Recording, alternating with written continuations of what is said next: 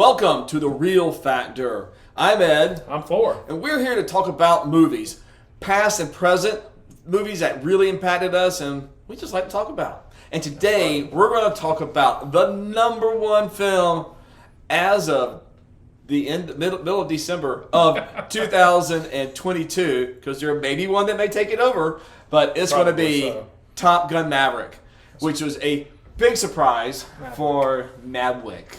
The big surprise that came out this summer, because I think nobody really kind of knew what to expect from this. It had been, 30 years since? Yeah. Well, they were trying to release it a couple of years ago, but with the pandemic and everything, they just kind of delayed it. But you're right, nobody had an idea of what it was really going to contain, whether it was just going to be a rehash kind of the first one, just maybe a different cast, except for Tom Cruise, of course, or was it going to be something completely different? Yeah, and so it was a rehash of a Star Wars movie. Came back in 1999. Basically, well, part of it. Yeah, we'll get to that in a little bit. But let me give you the summary. Yeah, we're going to hear the summary. Let's go. Why not? This is from IMDb. After 30 years, Maverick is still pushing the envelope as a top naval aviator.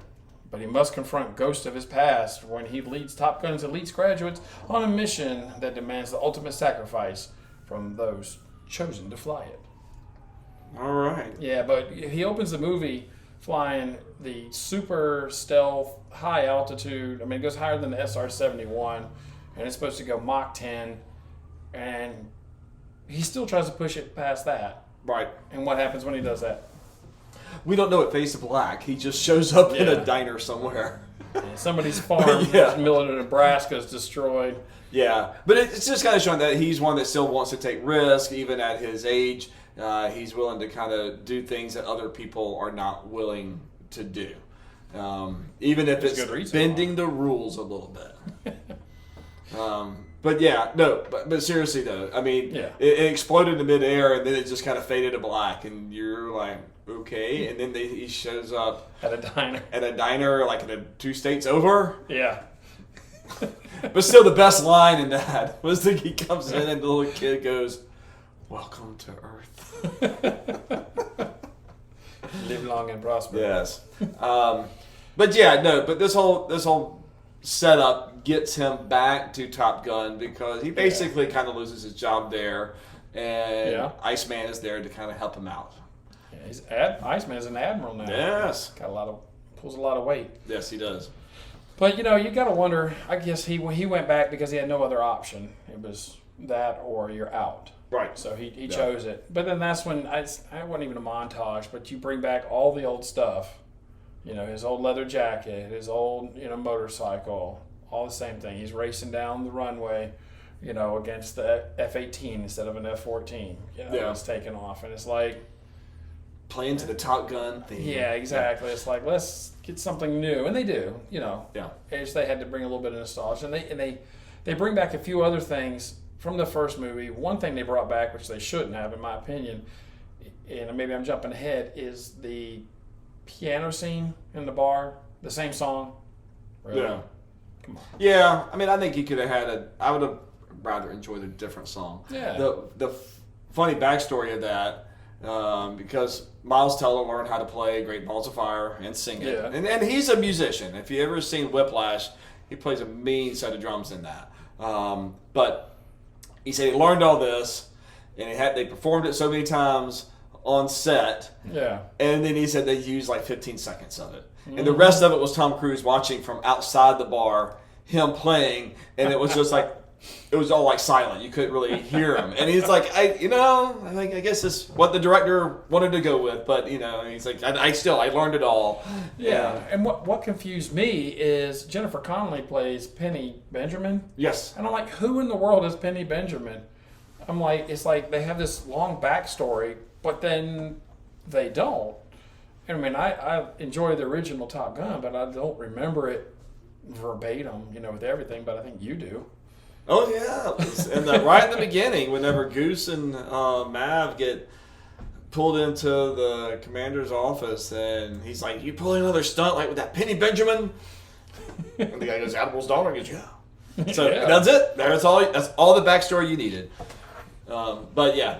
But honestly, I thought that was kind of way to still bring in a new character. Yeah. That you could tie it into the original very loosely. I mean, it's just very small, but it's still kind of. But it works. It still keeps it in that universe. Yeah, I mean, they didn't bring back Meg Ryan or some of the other characters. Yeah. I mean, they brought back Iceman, of course, but so that was a good tie-in for that. The one aspect of this that worked, and a lot of times in these type of films, they don't work because you're passing the torch from the older generation to the newer generation, Right. and the newer generation is just going to repeat the same beats that the older person did 30 years ago. Correct. And to some degree that does happen, but this group of young actors or the young characters in this, you actually began to really root for them and like them. Like they had great chemistry, great interaction together.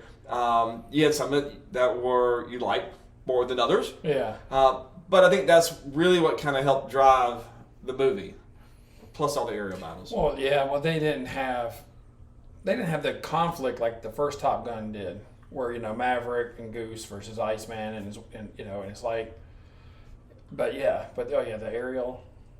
aerial dogfights and everything else. That's kind of what sells it in a way. Well, and it's nice because you actually go into this as I have a mission.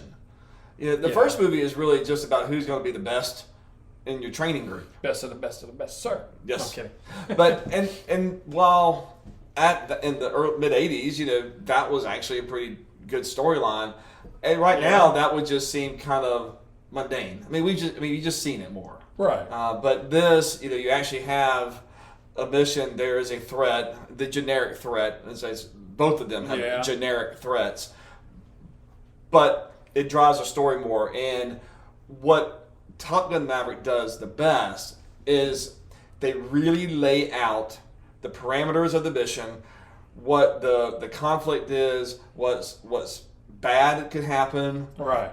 Like if you do this, this is going to happen. If you do this, this is going to happen. And this is why we have to train in this certain way. So it really sets the audience up. So when you get to that final, battle, or not really battle, but, the run that they got to go do, the mission, that everybody understands what's at cost and what's at stake and what the costs are. That a lot of movies don't do. But who... watching it, and we still watch it, who doesn't know they're going to succeed? Who doesn't know there's going to be some kind of malfunction that, it almost doesn't succeed, and then someone's got to step up to it, an unlikely hero, and it's like... This still the... yes, but it's still the hero's journey. And it's just like, we just got through talking about Avatar, and it's kind of the same situation. There's always a hero's journey that is always predictable. And honestly, nobody wants to go see the hero's journey and have the hero die.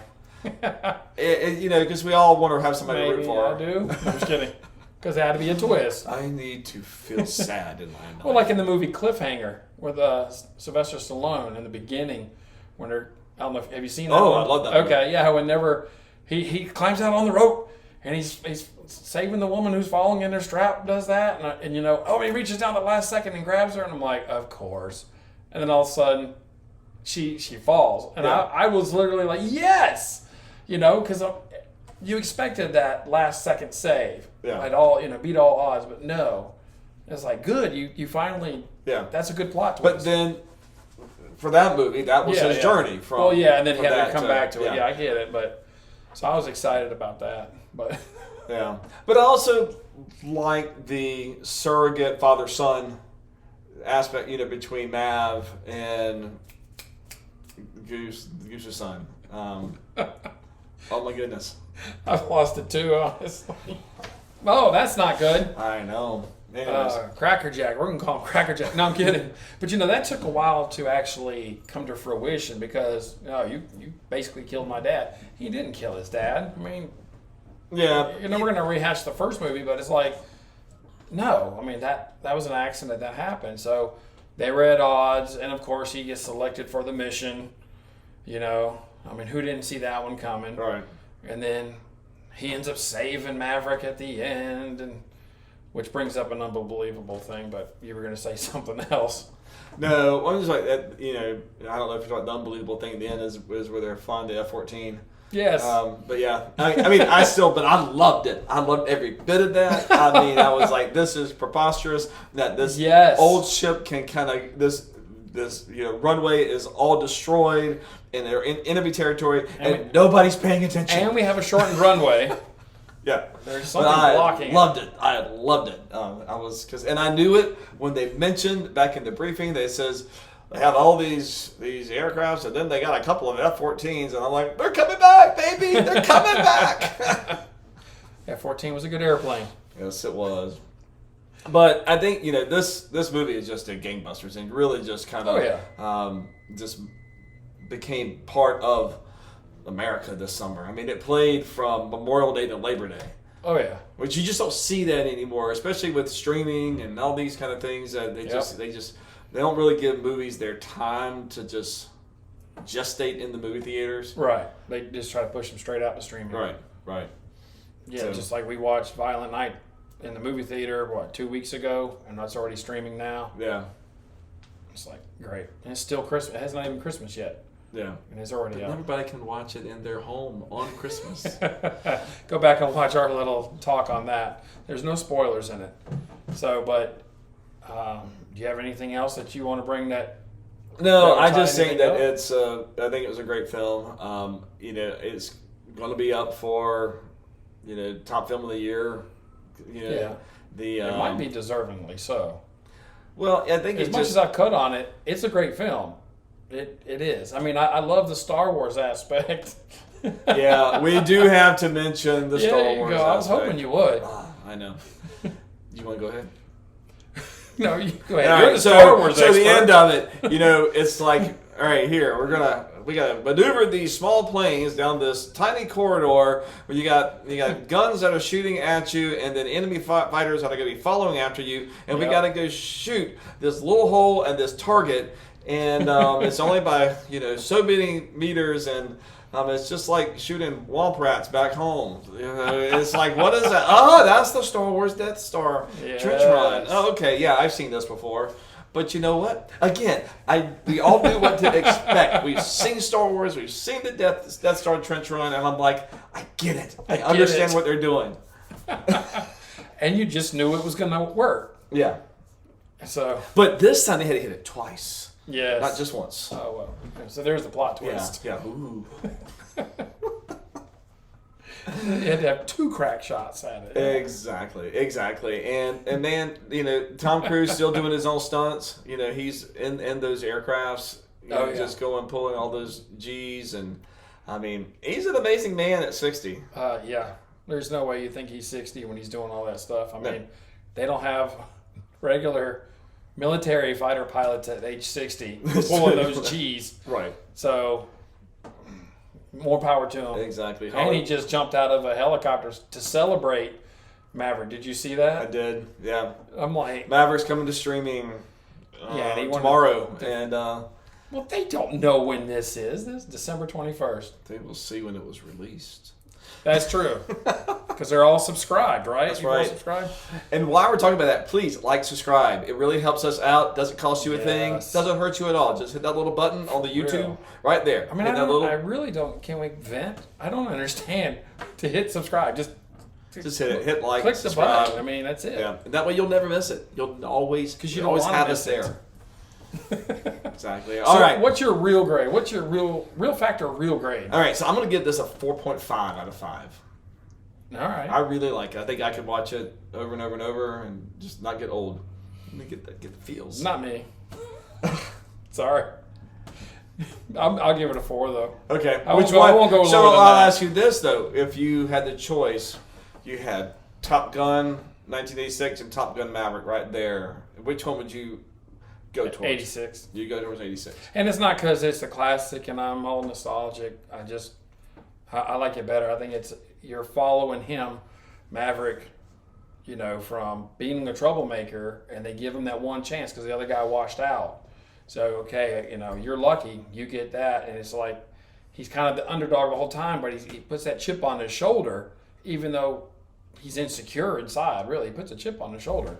And he tries to be the big man. And Yeah. I honestly think that I'm going to say that I lost that love and feeling, and I'm going to go with the 2022 version. All right. I think I'm going to be more of a Maverick kind of person. There you go. All right. All right, guys. What did you think? Which one did you like better? Put your comments down below. Let us know what you thought about Top Gun Maverick. Is it, hey, do you think it's worthy of being an Oscar winner for Best Picture? Let us know. It's important. All right. Inquiring minds need to know. And with that being said, see you later. Bye.